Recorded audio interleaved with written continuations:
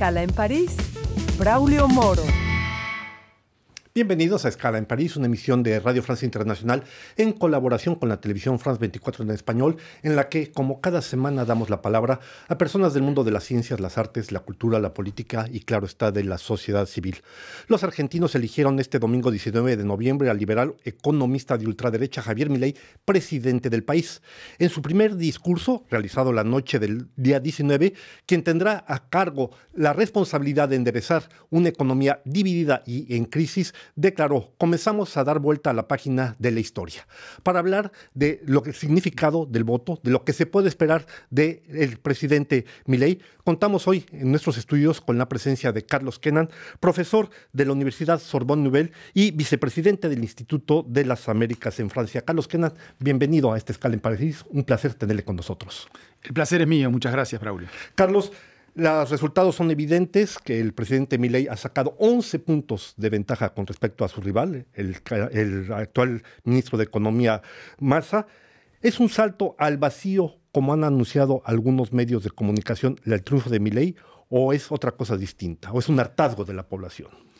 Digamos que en la base de la elección de Milei, de todo el proceso que lo ha llevado de no participar en la política hasta hace 2 o 3 años, a ser electo diputado y luego ser candidato a la presidencia y finalmente electo, hay este aspecto hartazgo de la población, un proceso de decadencia de Argentina desde hace varias décadas, agravado en los últimos tiempos por una inflación galopante, una serie de factores que contribuyeron, en particular también las dos coaliciones gobernantes hasta en los últimos años, es decir, Juntos por el Cambio del expresidente Macri o el Frente de Todos, rebautizado Unión por la Patria, que presentaba la candidatura del ministro de Economía Massa, pues el fracaso, el desprestigio de estas dos coaliciones también creó la posibilidad de que un tercero en discordia emerja. Entonces, esa es la base a partir de la cual gana Milei. Pero lo hace también con propuestas muy disruptivas,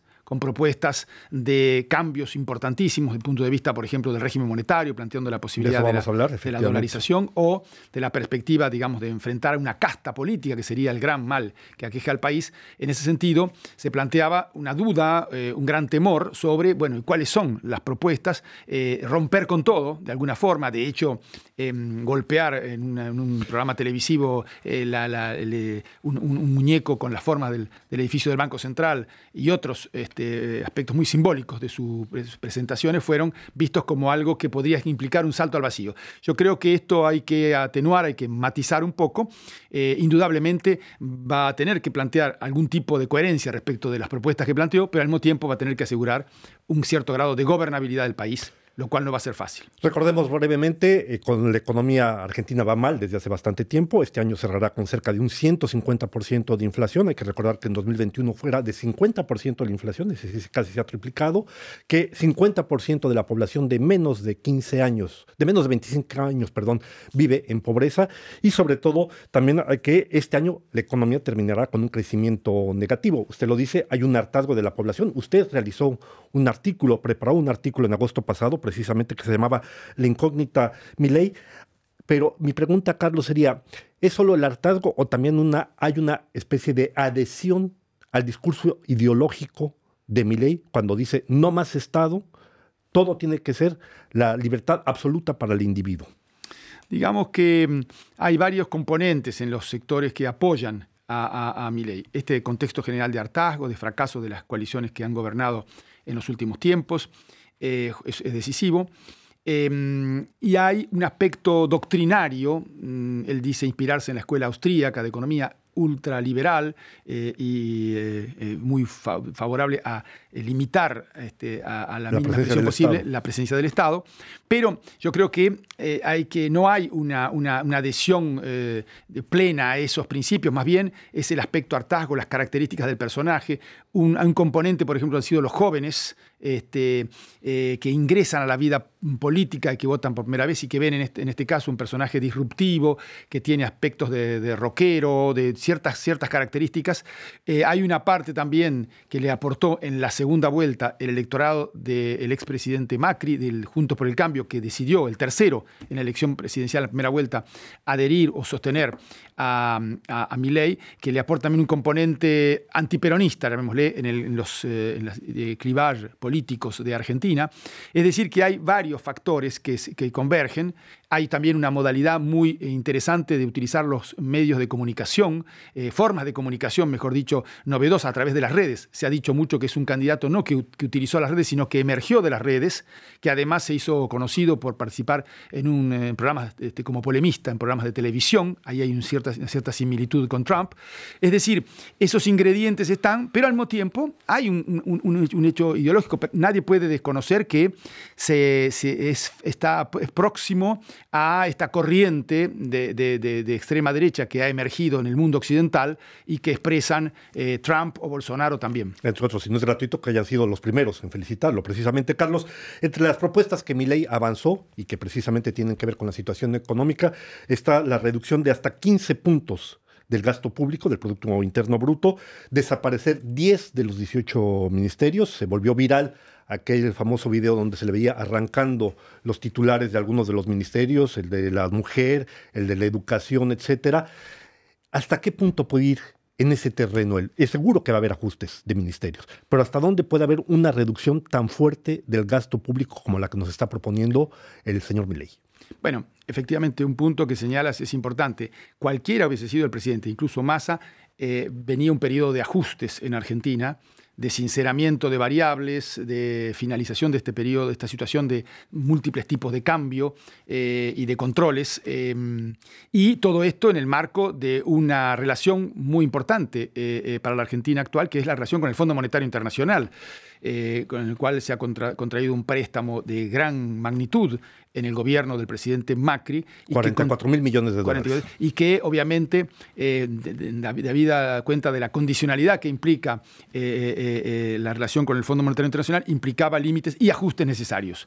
Ahora bien, ¿hasta dónde puede ir Milei con esto? Bueno, efectivamente, el eliminar ministerios y hacer el ajuste que lo paguen los políticos, como ha planteado en sus discursos Milei, es insuficiente. 15 puntos del producto implica mucho más que eso, y ahí se va a plantear una primera gran dificultad para Milei, es cómo hacer pasar esto, habida cuenta de que hay una paradoja también en la situación política y económica, social de Argentina, es que Milei arrasa en las elecciones presidenciales, con esta diferencia de 11 puntos que mencionabas al comienzo, pero no tiene poder territorial. No tiene gobernadores. No tiene gobernadores. No tiene mayoría en el Congreso. No tiene mayoría, al contrario, es un pequeño bloque que va a necesitar de acuerdos, y se podría discutir cuáles serían los posibles acuerdos. Va a necesitar establecer vínculos con sectores del peronismo también para poder gobernar, porque en la Cámara de Diputados, por ejemplo, la primera minoría es el peronismo, con 109 diputados de 255. Entonces ahí va a tener que buscar un modus vivendi para mostrar que va en un camino de ajuste. Probablemente lo que pase con esto, y dependerá mucho del ministro de Economía, que no ha sido nombrado, se han nombrado otros responsables, altos responsables, Relaciones Exteriores, Ministerio del Interior, pues lo que se plantea es una cosa progresiva, más allá de que el discurso dice que va a aplicar terapias de shock. Esto es difícil de implementar en estos términos, porque no puede comenzar el gobierno generando reacciones muy negativas de sectores de la población que se verían afectados, porque bajar 15 puntos del producto no es poca cosa. Claro, y una de las primeras medidas precisamente que ya anunció en su discurso tras conocerse el resultado de las elecciones del domingo ha sido la privatización de varias empresas públicas, notoriamente Yacimientos Petrolíferos Federales. Hay que recordar que el Estado posee 51% de las acciones de esa empresa, que fue del Estado, fue privatizada con Carlos Menem, que fue vuelta a estatizar durante el gobierno de los Kirchner, y que ahora ese 51% tendría que pasar por el voto del Congreso. Pero más allá de esto, Carlos, lo que me interesaría, porque la medida central que él nos está anunciando, que le está anunciando a la población argentina, es el problema de la dolarización. Ha dicho que, primero, para bajar la inflación tardará de 18 a 24 meses. Yo no sé si la población argentina aguantará 2 años más en este contexto de crisis. Pero sobre todo, la dolarización tiene una serie de implicaciones.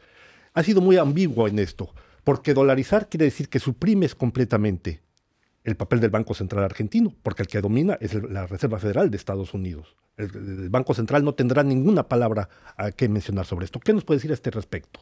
Bueno, efectivamente, en el discurso de base de Milei, que además de las formas, los mecanismos de comunicación, las formas de comunicación, planteó en cuanto al contenido dos o tres ideas centrales. Terminar con la casta política, terminar con la moneda nacional que supuestamente esta casta política utiliza para robar al pueblo.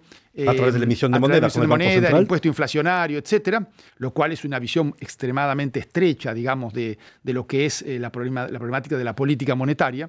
Y por último, la idea central de libertad, de liberalizar y retroceso del Estado, que se expresa en estas perspectivas de privatización que mencionabas.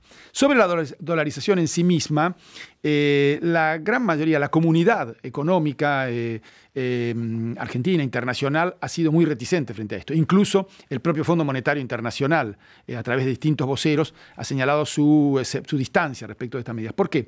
Porque en realidad enfrentar la inflación y generar un sendero de progresiva normalización de la situación fiscal, mejorar la posición financiera externa de Argentina, es decir, recomponer reservas, generar una situación sostenible de la balanza de pagos, todo eso solo modificando el signo monetario es muy poco. Eso no puede ser sino parte de un plan integral donde se tomen medidas para recomponer la situación fiscal, para en el corto plazo recomponer reservas, ahí pasa, tiene un rol muy importante la relación con el Fondo Monetario Internacional, y generar una especialización internacional, productiva internacional, que haga sostenible el sector externo de la economía.